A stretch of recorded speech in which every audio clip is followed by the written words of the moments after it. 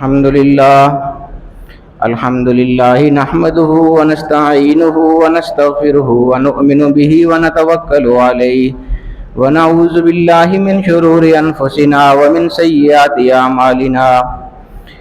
من يهده الله فلا مضل له ومن يضلله فلا هادي له ونشهد أن لا إله إلا الله وحده لا شريك له ونشهد أن سيدنا وشفيعنا ومولانا محمدا عبده ورسوله أما بعد فقد قال الله تبارك وتعالى في كلامه المجيد والفرقان الحميد أعوذ بالله من الشيطان الرجيم بسم الله الرحمن الرحيم ولو أنهم إذ ظلموا أنفسهم جاءوك فاستغفروا الله واستغفر لهم الرسول لوجدوا الله توابا رحيما وقال تعالى في مقام آخر قل يا عبادي الذين أسرفوا على أنفسهم لا تقنطوا من رحمة الله إن الله يغفر الذنوب جميعا إنه هو الغفور الرحيم وقال تعالى في مقام آخر إن الله وملائكته يصلون على النبي يا أيها الذين آمنوا صلوا عليه وسلموا تسليما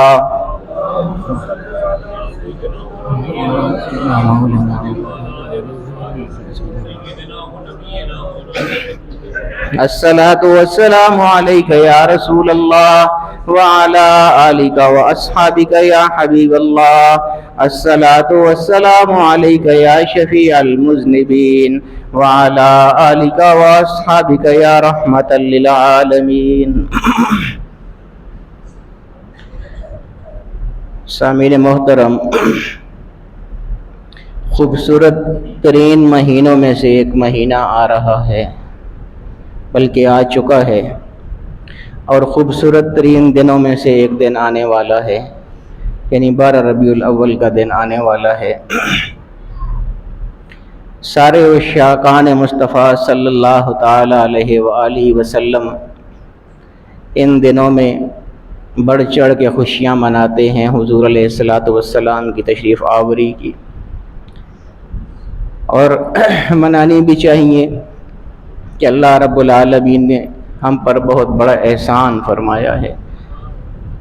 حضور علیہ السلام کی تشریف لانے سے پہلے جو ماحول تھا عرب کا، ہر طرف گمراہی کے اندھیرے، حضور علیہ السلام جب تشریف لائے تو وہ سارے گمراہی کے اندھیرے حضور علیہ السلام کی وجہ سے اللہ پاک نے دور فرمائے، اور وہی روشنیاں، وہی نور آج تک ہر طرف پھیلا ہوا ہے۔ تو یہ حضور علیہ السلام کے آنے کی وجہ سے، تشریف لانے کی وجہ سے ہی ممکن ہے کہ آج ہم لوگ اسلام کی آغوش میں ہیں، دین اسلام کی آغوش میں ہیں۔ حضور علیہ السلام کی تشریف آوری اگر نہ ہوتی تو نہ جانے ہم کس حال میں ہوتے، پتہ نہیں کسی عیسائی کے گھر میں بیٹھے ہوتے، کسی یہودی کے گھر میں بیٹھے ہوتے، کسی ہندو کے گھر میں بیٹھے ہوتے، مندروں میں جا رہے ہوتے، بتوں کی پوجا کر رہے ہوتے۔ یہ تو حضور علیہ السلام کو اللہ پاک نے مبعوث فرمایا، بھیجا، اور ہماری کتنی خوش قسمتی ہے کہ ہم بجائے کسی غیر مسلم گھرانے میں پیدا ہونے کے الحمدللہ رب العالمین حضور علیہ السلام کی امتی بن کر پیدا ہوئے اور آپ کا کلمہ پڑھنے والے مسلمان کہلائے۔ تو حضور علیہ السلام کی آمد بہت ایک بڑا عظیم الشان واقعہ ہے۔ اللہ پاک نے حضور علیہ السلام کو جو شانیں اور عظمتیں عطا فرمائی ہیں، اور وہ جو شانیں اور عظمتیں ہیں حضور علیہ السلام کی، وہ ان کی اپنی تو ہیں ہی ہیں، ان میں تو کوئی شک ہی نہیں ہے۔ دلچسپ بات یہ ہے کہ ان کی وجہ سے لوگ عظمتوں والے اور شانوں والے بن جاتے ہیں۔ حضور کی تو اپنی بہت بڑی شان ہے، وہ تو چلیں آگے بات چلتی رہے گی۔ حضور علیہ السلام کی شانوں اور عظمتوں سے مستفید ہونے والے جو لوگ ہیں، یعنی ہم جیسے گناہ گار لوگ، ہم پر بھی اللہ تعالیٰ کتنے کرم فرماتا ہے میں آپ کی توجہ اس طرف دلاتا ہوں کہ یہ اللہ پاک کا یہ ایک اور ہم پر احسان ہے۔ حضور علیہ الصلوۃ والسلام کی عظمت کو اگر جاننا چاہتے ہیں تو دیکھیے کتنی عجیب بات ہے۔ میں نے ابھی آپ کے سامنے 2 آیتیں قرآن کریم کی پڑھی ہیں۔ ایک میں اللہ پاک فرماتا ہے کہ قل یا عبادی الذین اسرفوا علی انفسہم، اے محبوب آپ فرما دیجئے، کیا فرما دیجئے کہ اے میرے بندو، الذین اسرفوا علی انفسہم، وہ بندے، وہ لوگ جنہوں نے اپنی جانوں پر ظلم کیے ہیں، لا تقنطوا من رحمت اللہ کی رحمت سے کبھی بھی مایوس مت ہونا، ان اللہ یغفر الذنوب جميعا، اللہ اگر چاہے تو سارے کے سارے گناہ معاف فرما دے گا، انہ هو الغفور الرحیم، کیونکہ وہ ہے ہی بخشنے والا ہے، رحم فرمانے والا ہے، اس سے کوئی پوچھ بھی نہیں سکتا ہے کہ اس نے کسی کے گناہ کیوں معاف فرما دی۔ یہ ایک آیت کا ترجمہ ہے۔ کیا کہا گیا کہ اے میرے بندو فرما دیجئے، اے میرے بندو اللہ کی رحمت سے مایوس نہیں ہونا۔ بہت مزے کی بات اس میں یہ ہے کہ یہ لفظ کل جو ہے قرآن کریم میں، قل هو اللہ احد، قل اعوذ برب الفلق، قرآن کریم میں جہاں پر بھی لفظ کل آتا ہے اس کے بعد جتنے بھی الفاظ ہوتے ہیں وہ حضور علیہ الصلوۃ والسلام کے ہوتے ہیں، یعنی اللہ پاک حضور کو فرما رہا ہے کہ کل کہہ دیجئے، فرما دیجئے، کیا فرما دیجئے، جو فرمانا ہے باقی حضور فرما رہے ہیں۔ اس آیت میں بڑی عجیب بات ہے، اور یہ میں آپ کو بتاؤں کہ مولانا اشرف علی تھانوی صاحب رحمۃ اللہ تعالی علیہ اہل دیوبند کے امام ہیں، شیخ ہیں، اور حاجی امداد اللہ مہاجر مکی یہ بھی ان کے امام ہیں اہل دیوبند کے،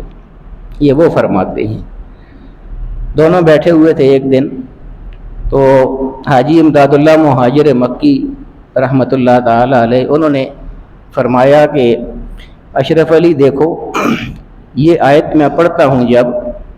تو میرا دھیان اس طرف چلا جاتا ہے کہ حضور علیہ الصلوۃ والسلام کو اللہ پاک نے کیسی شان عطا فرمائی۔ یہ میں اس لیے عرض کر رہا ہوں نا کہ آج کل کچھ لوگ حضور علیہ الصلوۃ والسلام کی شانوں اور عظمت اور ذکر سے اعراض بھی کر جاتے ہیں، تو یہ میں انہی کے امام حضرات کی بات کر رہا ہوں۔ حاجی امداد اللہ مہاجر مکی رحمۃ اللہ تعالی علیہ نے مولانا اشرف علی تھانوی رحمۃ اللہ علیہ سے فرمایا کہ اشرف علی دیکھو، اللہ تعالیٰ کی عظمت اور اس کی شان دیکھو جو حضور علیہ الصلوۃ والسلام کے ساتھ خاص ہے، کہ یہ آیت جب میں پڑھتا ہوں، چونکہ دونوں بہت بڑے عالم تھے، تو حاجی صاحب فرمانے لگے کہ جب میں یہ آیت پڑھتا ہوں تو میرا خیال حضور علیہ الصلوۃ والسلام کی عظمت اور شان کی طرف چلا جاتا ہے کہ اللہ تعالیٰ نے ان کو کتنی عظمت اور شان عطا فرمائی ہے۔ مولانا اشرف علی صاحب نے پوچھا جی وہ کیسے؟ تو انہوں نے فرمایا کہ یہ تو تمہیں معلوم ہے کہ قرآن میں جہاں کہیں کل آتا ہے اس کے بعد الفاظ حضور کے شروع ہو جاتے ہیں، جیسے قل یا ایھا الناس انی رسول اللہ الیکم جمیعا، اے محبوب فرما دیجئے، کیا فرما دیجئے کہ اے لوگو میں تم سب کی جانب اللہ کی طرف سے رسول بن کے آیا ہوں۔ تو رسول حضور بن کے آیا نا، اللہ تو رسول بن کے نہیں آیا کسی کی طرف، تو گویا وہ الفاظ حضور علیہ الصلوۃ والسلام کے، انی رسول اللہ الیکم کل اللہ نے فرمایا، اور آگے جو الفاظ ہیں وہ اللہ فرما رہا ہے کہ آپ فرمائیں، پھر وہ آگے حضور فرماتے ہیں کہ میں تمہاری طرف اللہ کی طرف سے رسول بن کے آیا۔ اسی طرح قل اعوذ برب الفلق، فرما دیجئے کہ میں رب فلق کی پناہ مانگتا ہوں۔ تو حضور پناہ مانگیں گے نا جو بندے ہیں، اللہ تو کسی چیز کی پناہ نہیں مانگ سکتا، اس لیے یقینی بات ہے کہ کل کے بعد جو الفاظ ہیں وہ حضور علیہ الصلوۃ والسلام کے۔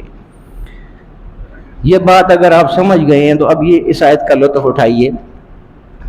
حاجی صاحب نے فرمایا کہ میرا دھیان اس عظمت کی طرف چلا جاتا ہے اور اس شان کی طرف چلا جاتا ہے کہ جب کل کے بعد آنے والے تمام الفاظ پورے قرآن کریم میں حضور کے ہوتے ہیں تو پھر اس کا مطلب تو یہ ہو گیا کہ حضور یہ فرما رہے ہیں کہ قل یا عبادی، حضور یہ فرما رہے ہیں کہ اللہ کے بندوں نہیں فرما رہے، یا عباد اللہ نہیں فرما رہے اے اللہ کے بندوں، فرما رہے ہیں یا عبادی، اے میرے بندوں، لا تقنطوا من رحمت اللہ، اللہ کی رحمت سے مایوس نہ ہونا۔ بہت سارے لوگوں کے ذہن میں ابھی یہ خیال ہوگا کہ بندہ تو صرف اللہ کا ہوتا ہے، یہی واضح کرنے کے لیے میں ابھی بات کر رہا ہوں۔ یہ جب انہوں نے بات فرمائی حاجی امداد اللہ مہاجر مکی رحمۃ اللہ تعالی علیہ نے، تو اشرف علی تھانوی صاحب نے فرمایا جی کہ آپ درست فرما رہے ہیں۔ آپ نے جب یہ فرمایا تو میرے ذہن میں اس پر ایک اور دلیل بھی آ گئی ہے اسی آیت کی وجہ سے، اور وہ یہ ہے کہ اگر اللہ تعالیٰ یا عبادی اگر اللہ کے الفاظ ہوں تو پھر اللہ کو یہ کہنا چاہیے تھا آگے عربی گرامر کے لحاظ سے کہ یا عبادی الذین اسرفوا علی انفسہم، اے میرے بندو جو اپنی جانوں پر ظلم کر رہے ہو میری رحمت سے مایوس نہ ہونا۔ پھر تو اللہ پاک کو ایسے کہنا چاہیے تھا، اللہ پاک نے ایسے نہیں کہا ہے۔ اللہ پاک نے فرمایا کہ آپ فرمائیے میرے بندو مایوس اللہ کی رحمت سے نہیں ہونا ہے، تو گویا بندے مصطفیٰ کے ہیں اور مایوس اللہ کی رحمت سے نہیں ہونا ہے۔ اب بندے مصطفیٰ کے کیسے ہیں اس بات پر آتے ہیں جو اصل اعتراض ہے۔ عربی میں عبد کا معنی خادم کا ہوتا ہے اور بندے کا بھی ہوتا ہے۔ بندے کا معنی اس وقت ہوتا ہے جس طرح اللہ رب العالمین کے لیے ہم پڑھتے ہیں اشہد ان لا الہ الا اللہ و اشہد ان محمدا عبدہ و رسولہ، میں گواہی دیتا ہوں کہ اللہ وہی وحدہ لا شریک ہے، وہی عبادت کے لائق ہے، کوئی معبود نہیں ہے اس کے علاوہ، اور محمد صلی اللہ علیہ وسلم اس کے بندے ہیں اور اس کے رسول ہیں۔ یہ بندے کے معنی میں ہے، لیکن عربی زبان میں یہ صرف بندے کے لیے نہیں استعمال ہوتا بلکہ قرآن کریم میں آتا ہے والصالحین من عبادکم و امائکم، عباد جمع ہے عبد کی، اور اللہ پاک فرماتا ہے کہ تمہارے جو غلام ہوں، تمہاری جو کنیزیں ہوں، ان کا نکاح کر کے آگے دیا کرو، یعنی ان کی شادیاں کیا کرو، ان کے ساتھ اس طرح حسن سلوک کیا کرو کہ ان کی شادیاں تم کروایا کرو، تمہارے جو غلام ہیں، تمہاری جو کنیزیں ہیں۔ تو گویا میرے کہنے کا مطلب یہ ہے کہ یہ عبد کا لفظ جو ہے یہ صرف بندگی کے لیے استعمال نہیں ہوتا ہے، یہ غلام کے معنی میں استعمال ہوتا ہے، خادم کے معنی میں استعمال ہوتا ہے۔ اور اس سے بھی بڑی بات تو چھوڑیے، سب سے بڑے جو موحد ہیں حضرت عمر فاروق رضی اللہ تعالی عنہ، ان کے اپنے الفاظ ہیں، وہ فرماتے ہیں کہ کنت مع رسول اللہ صلی اللہ علیہ وسلم فکنت عبدہ و خاتمہ۔ نعرہ تکبیر، نعرہ رسالت، قبلہ حضرت صاحب زندہ باد۔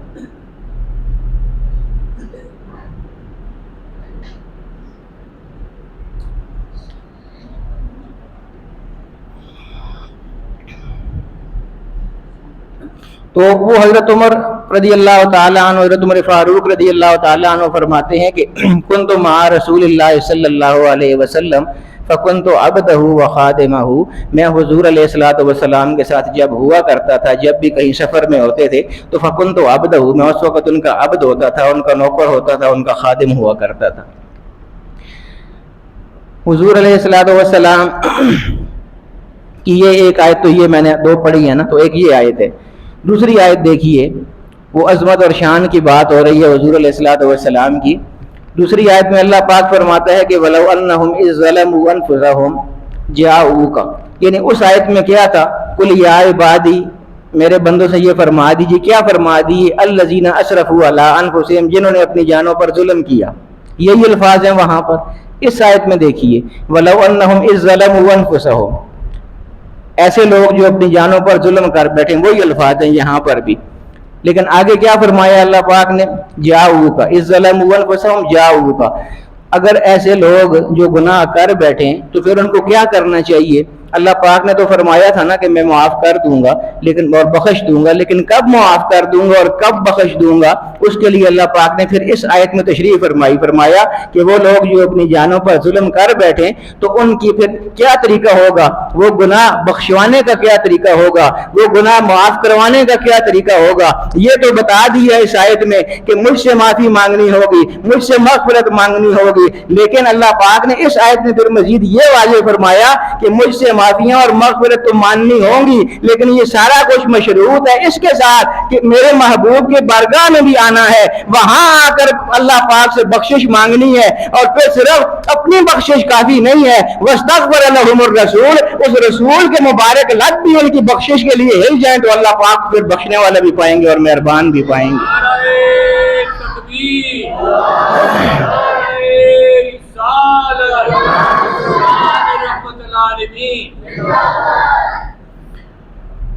حضور अलैहिस्सलाम की अज़मतें ये हुजूर की आमद के साथ ख़ास नहीं हैं, हुजूर अलैहिस्सलाम की आमद से पहले की ये अज़मतें हैं। और कैसी अजीब बात है, इतना पहले कि हज़रत आदम अलैहिस्सलाम का वाक़या आपने बारहा सुना हुआ है कि उनसे एक भूल हो गई थी, निस्यान की वजह से निस्यान हो गया था। फनसिया वलम नजिद लहु अज़्मा, कुरान करीम में अल्लाह पाक फरमाता है कि वो भूल गए थे, जानबूझ के उन्होंने गलती नहीं की थी। बहरहाल एक ज़माना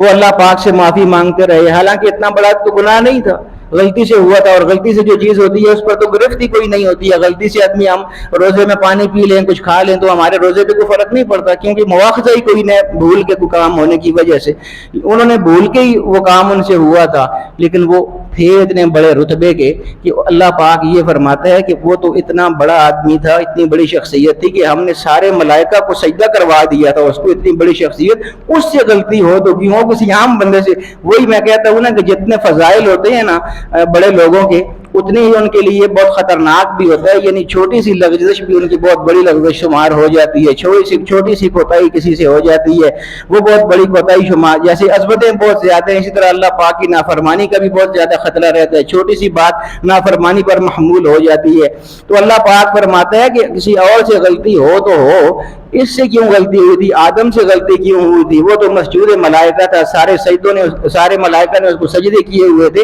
उससे कैसे गलती होगी, उसको हमने अपना खलीफा बनाया था, इतना बड़ा एजाज दिया था। तो बहरहाल गलती हो गई, निशान हो गया, भूल हो गई, उसकी पादाश में जन्नत से निकाल दिए गए हज़रत आदम अलैहिस्सलाम।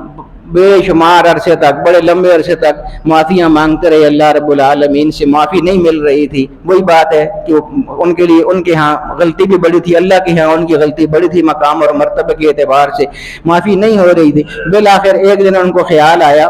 कि उन्होंने इस तरह दुआ की कि बारी ताला तेरा जो आखिरी नबी है मुहम्मदुर रसूलुल्लाह, बारी ताला मैं उसका वास्ता पेश करते हुए मेरी कोताही को माफ़ फरमा दे। अल्लाह पाक ने फरमाया कि तेरी कोताही को तो आदम मैं अब माफ़ फरमा दूंगा, लेकिन मुझे ये बता कि उस नबी का तुझे कैसे ख्याल आ गया। हज़रत आदम अलैहिस्सलाम तो पहले शख्सियत है ना इस दुनिया में आने वाले, और आका अलैहिस्सलाम तो आखिरी नबी है, उन्होंने सबसे आखिर में आना था। तो अल्लाह पाक ने फरमाया कि अभी जो तुम्हें उसका पता कैसे चल गया, उसका ख्याल कैसे आ गया और उसका वजीला कैसे पेश कर रहा है। तो हज़रत आदम अलैहिस्सलाम ने फरमाया कि बारी ताला ये कोई ढकी छुपी बात तो नहीं है, ये तो जब तूने मुझे पैदा किया था तो मैं जहां जहां निगाह दौड़ाता था मुझे दो कलमे लिखे हुए नजर आते थे, ला इलाहा इल्लल्लाह और मुहम्मदुर रसूलुल्लाह। मैं जन्नत में जब निगाह दौड़ाता था तो ला इलाहा इल्लल्लाह मुहम्मदुर रसूलुल्लाह लिखा नजर आता था, तो मैं उसी वक्त ये समझ गया था कि ये कोई बहुत अजीम हस्ती बाद में आएगी जिसका नाम अल्लाह ने हर जगह अपने नाम के साथ लिखा हुआ है। जहां भी ला इलाहा इल्लल्लाह लिखा होता है वहां मुहम्मदुर रसूलुल्लाह भी लिखा होता है। तो मैं ये समझ गया कि ये बहुत अजीम हस्ती आने वाली है, इसलिए बारी ताला आज उसका वास्ता पेश किया है, उसका वसीला पेश किया है। अल्लाह पाक ने फरमाया कि हाँ आदम तू ठीक समझा है, लमा खलक होगा, अगर वो ना आता इस दुनिया में तो मैं आदम तुझको भी पैदा ना करता, तू भी उसी के सदके में आया और तुम्हारी गलती को भी उसी के सदके में आज माफ कर रहा है।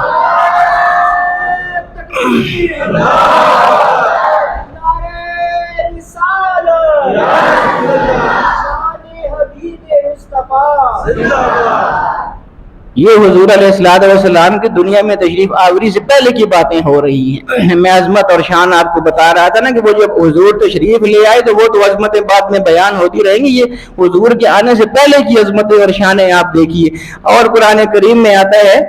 कि वकानू मिन क़ब्ल यस्तफ्तिहूना अलल लज़ीना कफ़रू, ये यहूदी और ईसाई, इनके बारे में अल्लाह पाक फरमाता है कुरान में कि ये ज़ाहिर है हज़रत ईसा अलैहिस्सलाम भी हुजूर से पहले आए थे और हज़रत मूसा अलैहिस्सलाम भी हुजूर से पहले आए थे। हुजूर तो सबसे आखिरी नबी हैं, बाकी अंबिया सब पहले गुजर चुके हैं, उनकी उम्मतें पहले गुजर चुकी हैं। तो अल्लाह पाक कुरान करीम में उनके बारे में फरमाता है यहूदियों और नसरानियों के बारे में कि वकानू मिन क़ब्ल यस्तफ्तिहूना अलल लज़ीना कफ़रू, कि जब ए नबी जब इन पर कोई मुश्किल आया करती थी उस वक्त जब आप नई दुनिया में तशरीफ लाए हुए थे, जब आपने ऐलान नबूवत नहीं किया हुआ था, पहले जमाने की बात हो रही है, पहले नबियों के जमाने की बात ہو رہی ہے کہ ان نبیوں کی جو امتیں ہوتی تھی وہ نصرانی اور عیسائی یہودی، ان پر جب کوئی مشکل آتی تھی تو وہ اس وقت ہمارے نبی علیہ الصلوۃ والسلام کا وسیلہ پیش کیا کرتے تھے۔ یہ قرآن کہہ رہا ہے وَقَانُوا مِن قَبْلُ يَسْتَفْتِحُونَ، جب ان پر کوئی مشکل آیا کرتی تھی تو یہ تمہارا وسیلہ پیش کیا کرتے تھے اور ہم تمہارے وسیلے سے ان کی بھی آسانی، ان کے لیے بھی آسانیاں فرما دیتے تھے، مشکلیں دور فرما دیا کرتے تھے۔ ایک اور سوچنے کی بات، حضرت آدم علیہ السلام کی جو معافی ہوئی تھی حضور علیہ الصلوۃ والسلام کی وجہ سے ہوئی، جو میں بیان کر چکا، پچھلی امتوں کے لوگ بھی، ان پر بھی جب پریشانیاں آتی تھیں تو وہ حضور علیہ الصلوۃ والسلام کا وسیلہ پیش کر دیا کرتے تھے تو ان کو بھی معافیاں مل جایا کرتی تھی۔ لیکن سوچنے کی بات یہ ہے کہ ہر امت اپنے نبی کا کلمہ پڑھتی ہے۔ ہم کیا کلمہ پڑھتے ہیں؟ لا الہ الا اللہ محمد رسول اللہ۔ کیوں محمد کا لفظ استعمال کرتے ہیں؟ کہ ہمارے رسول محمد صلی اللہ علیہ وسلم ہے۔ ہر امت کا اسی طرح کلمہ ہوتا ہے۔ جو عیسائی ہیں ان کا کلمہ لا الہ الا اللہ عیسیٰ رسول اللہ، ان کے نزدیک عیسیٰ اللہ کے رسول ہیں، ظاہر بات ہے۔ موسیٰ علیہ السلام کے جو امتی ہیں ان کا کلمہ لا الہ الا اللہ موسیٰ رسول اللہ، اور ہمارا کلمہ لا الہ الا اللہ محمد رسول اللہ۔ ہر قوم اپنی نبی کا کلمہ پڑھتی ہے۔ جو پرانی قومیں تھیں وہ جس طرح ان کے یہ کلمے ہیں لا الہ الا اللہ عیسیٰ رسول اللہ اور لا الہ الا اللہ موسیٰ رسول اللہ، تو عجیب بات یہ ہے، علماء فرماتے ہیں کہ یہ کتنی عجیب بات ہے کہ وہ کلمے تو اپنے نبیوں کے پڑھا کرتے تھے، لیکن جب کوئی مشکل پیش آتی تھی تو اپنے نبی کا وسیلہ پیش نہیں کرتے تھے، ہمارے نبی کا وسیلہ کیوں پیش کر دیا کرتے تھے؟ دیکھیں نا، ہمارے نبی آقا و مولا صلی اللہ تعالیٰ علیہ وآلہ وسلم ہے تو ہم انہی کا وسیلہ پیش کرتے ہیں اپنی دعاؤں میں۔ تو کچھ سابقہ امتیں اور قومیں تھیں، ان کے نبی تو وہ تھے نا حضرت عیسیٰ علیہ السلام اور حضرت موسیٰ علیہ السلام، اور اس وقت حضور تو آئے ہوئے نہیں تھے، اس لیے ان لوگوں کو چاہیے تھا کہ وہ ان کے وسیلے پیش کریں نا جن کے وہ کلمے پڑھتے تھے اپنے نبیوں کے، اپنے رسولوں کے، اپنے پیغمبروں کے۔ لیکن یہ کتنی عجیب بات ہے کہ وہ کلمے تو اپنے نبیوں کے پڑھتے تھے لیکن مشکل وقت میں ہمارے حضور کو پکار لیا کرتے تھے۔ تو اس کی کیا وجہ ہے؟ تو علماء فرماتے ہیں کہ اس کی وجہ یہی ہے کہ یہ جو انبیاء سارے تھے انہوں نے اپنی قوموں کو یہ بتایا ہوا تھا، اپنی امتوں کو یہ بتایا ہوا تھا کہ ٹھیک ہے کلمہ تو تم ہمارا پڑھتے ہو لیکن مشکل میں اس کو پکارا کرو کہ جس کو ہم بھی مشکل میں پکارتے ہیں، جیسا کہ حضرت آدم علیہ السلام نے پکارا تھا۔ تو بجائے اس کے کہ ہمیں پکارو، اس کو پکارا کرو جس کو ہم بھی مشکل وقت میں پکارتے ہیں۔ پھر حضور علیہ الصلوۃ والسلام کی آمد کا زمانہ جب آیا، ابھی حضور کی پیدائش نہیں ہوئی تھی، ولادت مبارک نہیں ہوئی تھی، صرف حضرت آمنہ رضی اللہ تعالی عنہا وسلام اللہ علیہا ان کے بطن میں نور نبوت جب ظاہر ہوا، ابھی ولادت نہیں ہوئی، اس سے پہلے کی بات ہے۔ محدثین لکھتے ہیں کہ سخت قحط کا زمانہ تھا اس وقت مکے میں، اور مکے کے حالات ہر طرح سے بہت خراب تھے۔ رزق کے حوالے سے تو یہ تھا کہ قحط پڑا ہوا تھا، جتنے کھیت تھے وہ سارے خشک ہوئے تھے، کہیں سبزے کا نام نشان نہیں تھا، اور قریش جتنی جنگیں لڑ رہے تھے ان ساری جنگوں میں قریش کو شکستیں ہو رہی تھیں، ہر جگہ شکست ہو رہی تھی، بہت حالات خراب ہر طرح سے۔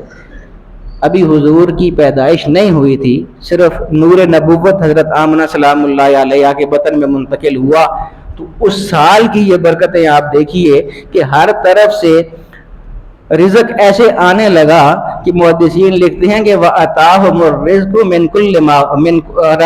كُلِّ مَكَانٍ، ہر طرف سے قریش پر اور مکہ والوں پر رزق برسنے لگا، اور اسی کے ساتھ بارشیں ہر طرف سے نازل ہونے لگیں، وہ جو خشک کھیتیاں تھیں وہ ساری سیراب ہو گئیں، جل تھل ہو گئیں، ہر طرف سے رزق کی فراوانی ہو گئی۔ یہ حضور علیہ الصلوۃ والسلام کے نور نبوت کے ساتھ ہی یہ ساری نشانیاں وقوع پذیر ہو گئی تھیں۔ تو اللہ رب العالمین نے حضور علیہ الصلوۃ والسلام کی آمد کو اس طرح مبارک فرمایا کہ وہ یعنی وہ سال کہ جس میں ہر طرف قحط پڑا ہوا تھا، اللہ پاک نے وہ قحط ختم فرما دیا، ہر طرف رزق عطا فرما دیا، کشادہ رزق عطا فرما دیا، وہ جو بنجر کھیتیاں تھیں ان کو اللہ پاک نے سرخ و شاداب کر دیا اور ان میں کھیت لہلانے لگے۔ اس طرح ہر طرح سے جو بھی کوئی تکلیف تھی ان کی، جو بھی کوئی بیماری تھی اور جہاں پر ان کو شکست ہو رہی تھی ہر جنگ میں، اللہ پاک نے اس سال کی برکت سے ہر جنگ میں ان کو فتح نصیب فرمانی شروع کر دی، اور اس قدر کامیابیاں ہوئیں اس سال کہ اس سال کا نام ہی سنۃ الفتح والابتہاج رکھ دیا، کامیابی اور کامرانیوں کا سال اور خوشیوں کا سال اللہ پاک نے عطا فرما دیا۔ یہ حضور علیہ الصلوۃ والسلام کی ساری آمد کی برکتیں ہیں۔ حضور کی آمد جب ہو گئی تو پھر وہ جو آگے حالات ہیں وہ تو بہت عجیب و غریب حالات ہیں، انشاءاللہ یہ سلسلہ ہمارا آگے چلتا رہے گا۔ اللہ رب العالمین ہمیں حضور کی آمد کی خوشیاں صحیح طریقے سے منانے کی توفیق عطا فرمائے۔ وآخر دعوانا الحمدللہ رب العالمین۔